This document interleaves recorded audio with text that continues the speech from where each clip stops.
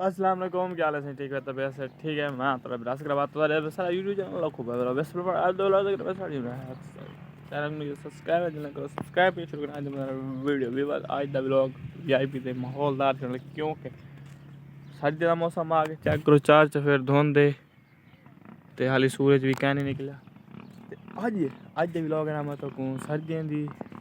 सुबह दिखाना शहर के इतना निज़ाम नहीं होता क्यों घर होंगे उत्थे नहीं लेकिन तो चेक करो कि घर है